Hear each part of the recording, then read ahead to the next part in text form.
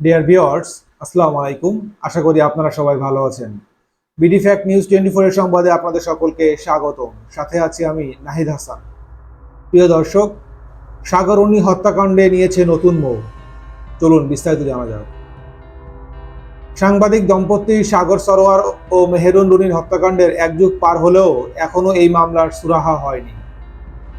2012 সালের 11 ফেব্রুয়ারি রাতে ঢাকার পশ্চিম রাজাবাজারে তাদের নিজ বাসায় নির্মমভাবে হত্যা করা হয়েছিল তাদেরকে।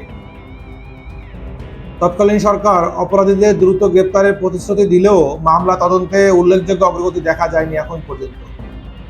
পুলিশ, সিআইডি ও র্যাবের হাতে মামলা তদন্তের দায়িত্ব ঘুরলেও কেউই প্রকৃত অপরাধীদের চিহ্নিত করতে পারেননি এখন পর্যন্ত।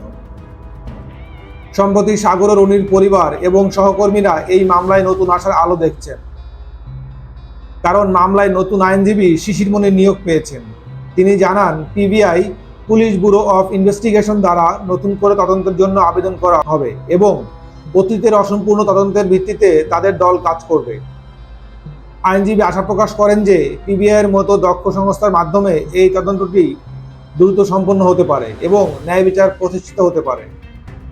এদিকে মামলার বাদী রুনির ভাই নওশের রোমানও তদন্তের ব্যাপারে ক্ষোভ প্রকাশ করেছেন। তিনি মনে করেন যে মামলা তদন্ত ধামাচাপা দেওয়ার প্রচেষ্টা হয়েছে এবং র্যাব প্রকৃতপক্ষে সঠিকভাবে তদন্ত করেননি। তবে নতুন আইনজীবী ও তদন্তের মাধ্যমে সাগররুনি হত্যাকাণ্ডের রহস্য উদ্ঘাটন এর জন্য তারা আশাবাদী। প্রিয় দর্শক, আজ এ পর্যন্তই। আপনারা সবাই ভালো থাকবেন। টিল দেন, আল্লাহ হাফেজ।